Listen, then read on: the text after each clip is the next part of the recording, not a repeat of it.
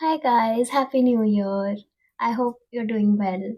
If you appeared for Jan exams, I hope they went well and you're able to relax a little now. I was reflecting on how 2025 went. It was personally a very difficult year for me. Things kept happening. There was one thing after the other, and then exams came up. So then I had to just focus on that.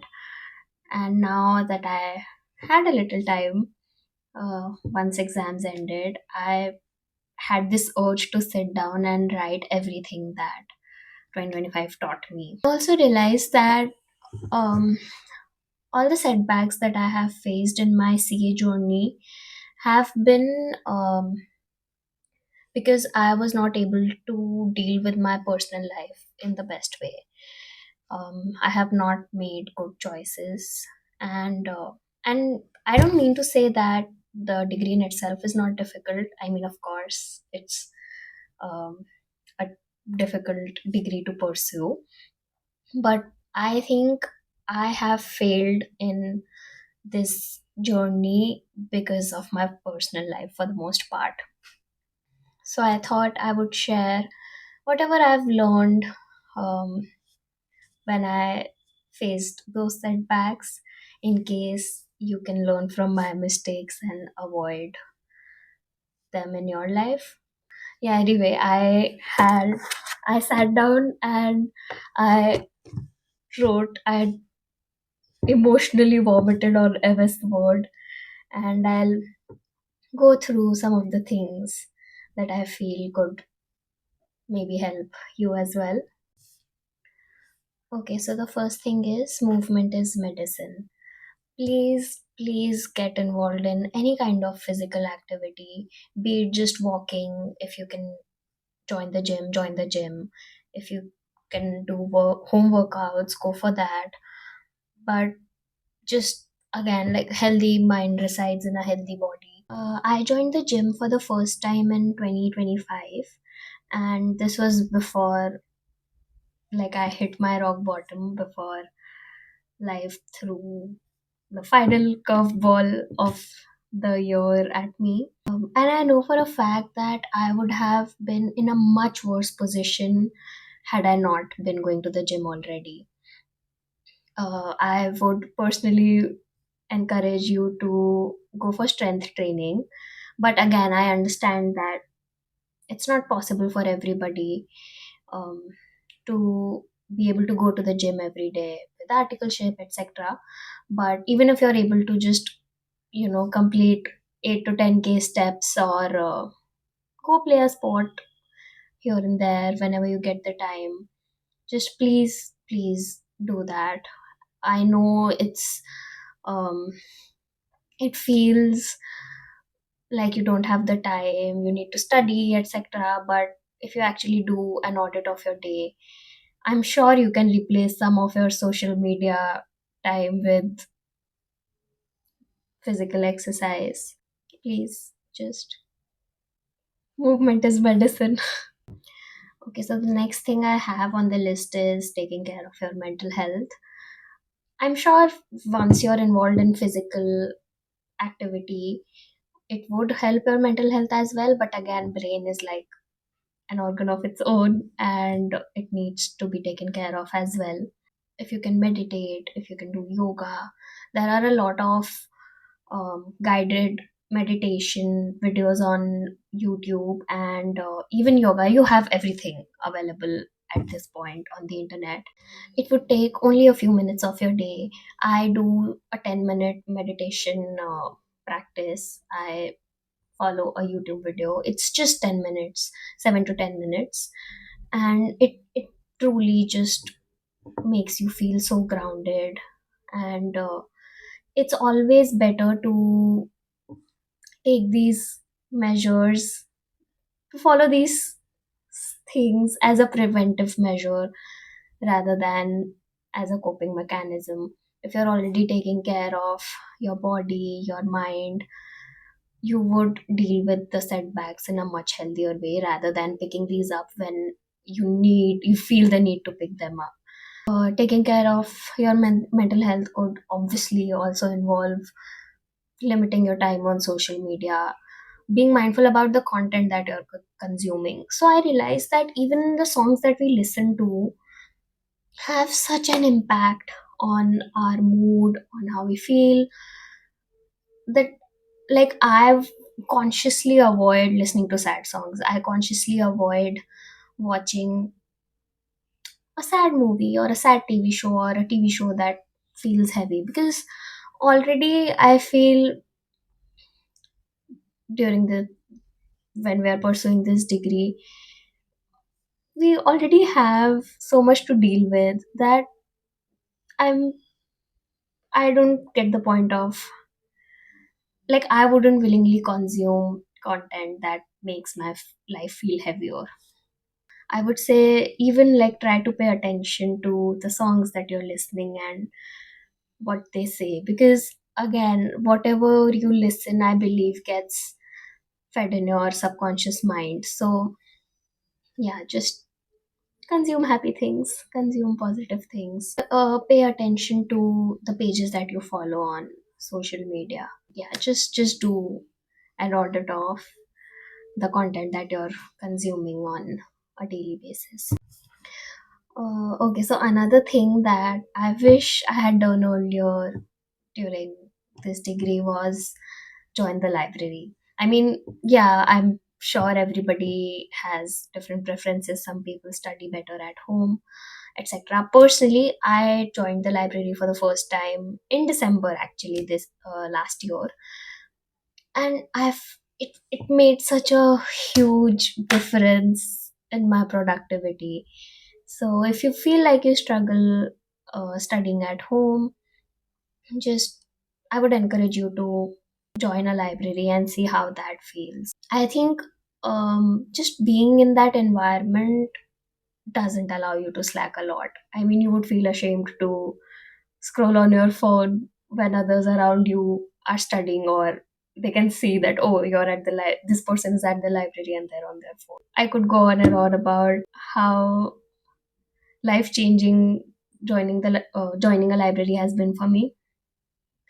So yeah, I feel anyway, I think even joining the gym, like any community, joining any community in itself could have a huge positive impact. That's one thing that I wish done earlier.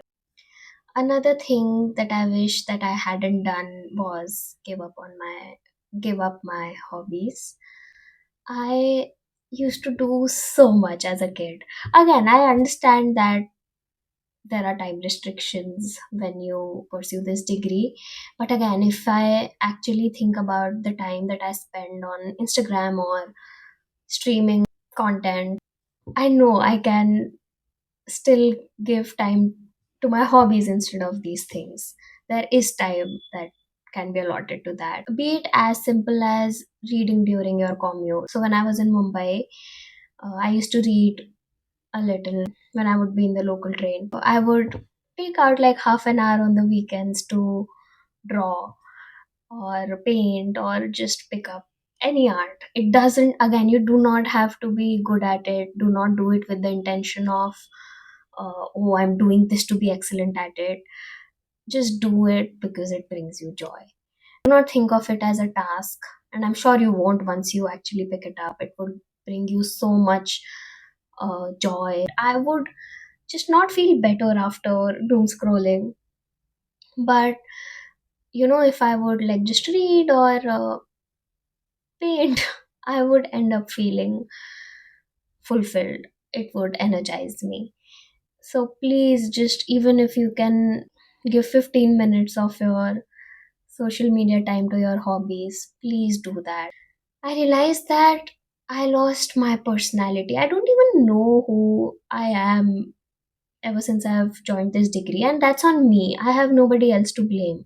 I would make studying a big deal. I would be like, oh, I don't have the time to do this or do that because I have to study a lot. If I look at my screen time, I do have time and I'm just choosing to give it away on social media. And once that hit me, um, I've become more conscious about picking up the things that I used to do as a kid that used to bring me a lot of happiness. Another thing on the list is doing a relationship audit from time to time in your life.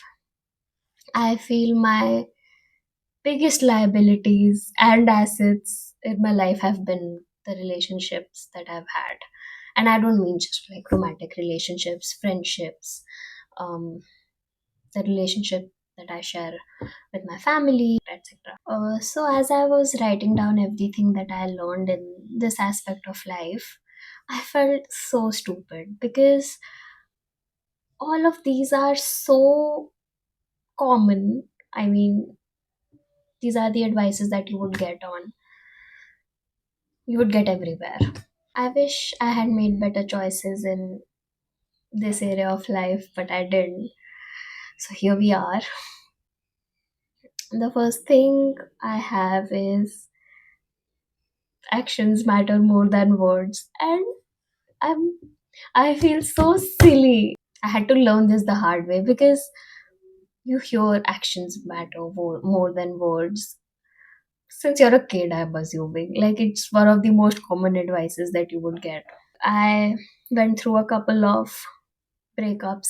Again, I do not mean just romantic breakups. I lost a couple of relationships in 2025. These were the people who had always claimed to be my biggest well wishers, and somehow they were the ones who have kind of just pushed me off the edge into my rock bottom every time I've hit rock bottom. And the people who have like truly supported me, who have pulled me out of that rock bottom, are the ones that have never had to say anything vocally to prove that they cared for me.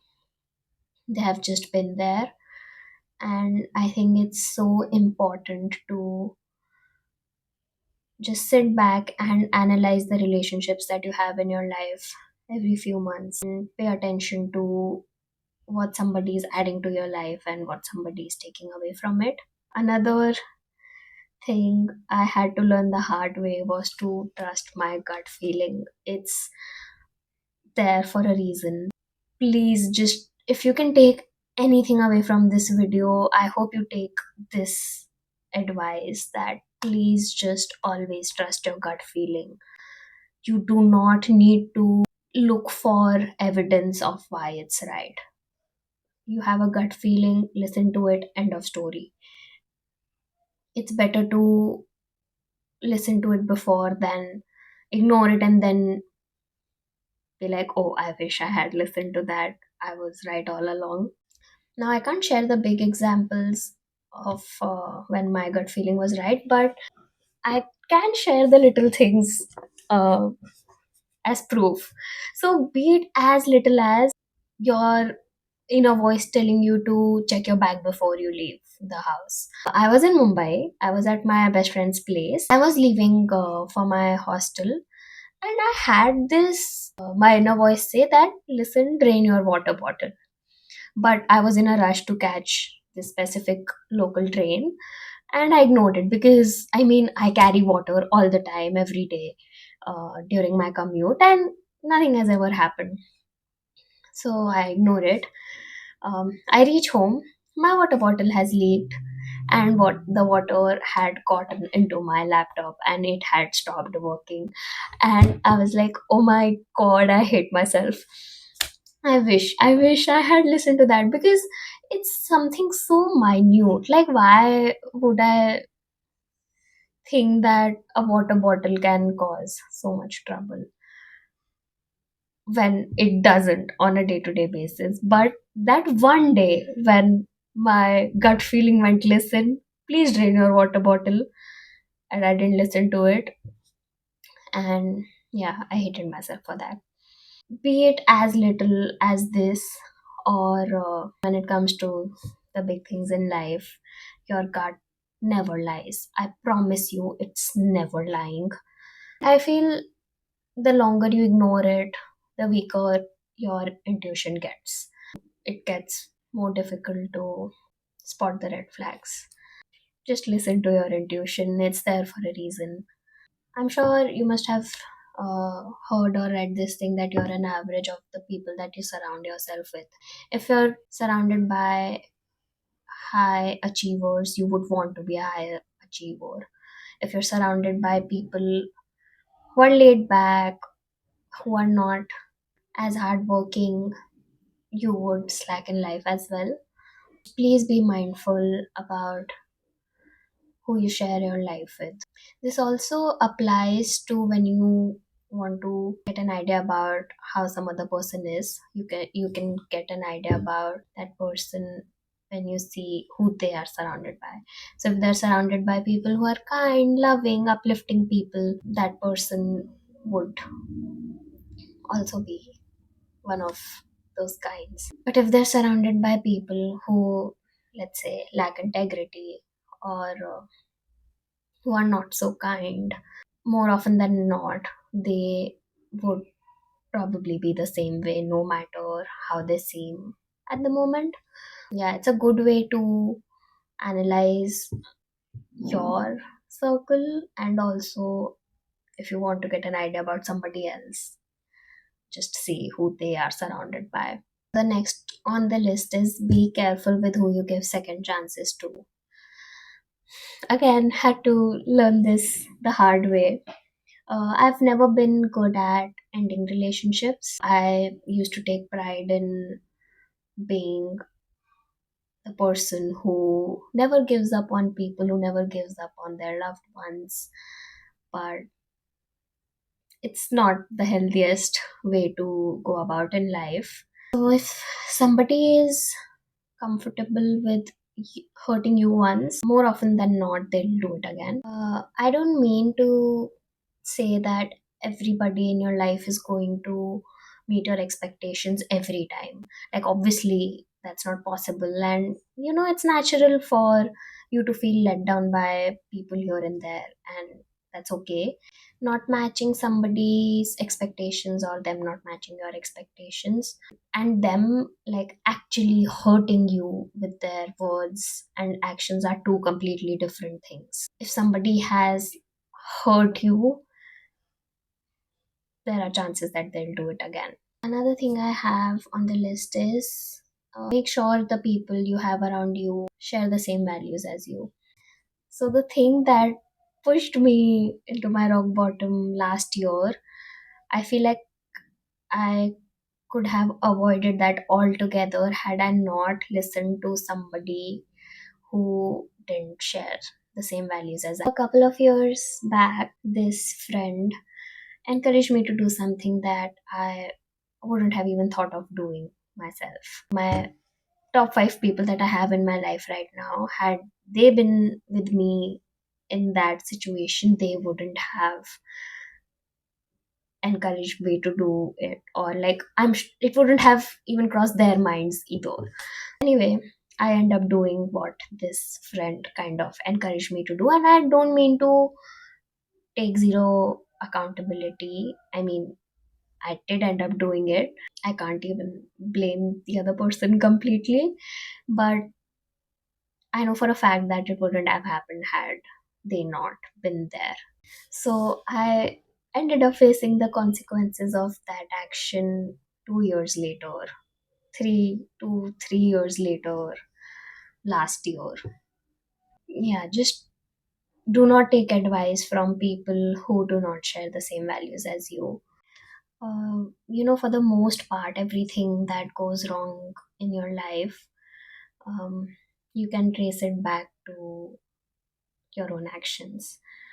I, if there's anything that I believe in, it's karma.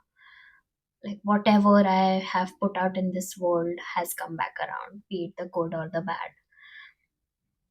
And I think that also helped me to not develop victim mentality, because I was able to see so clearly that even the bad things that happened in my life, I had either put that energy out myself at some point in my life, or they were the consequences of my own actions.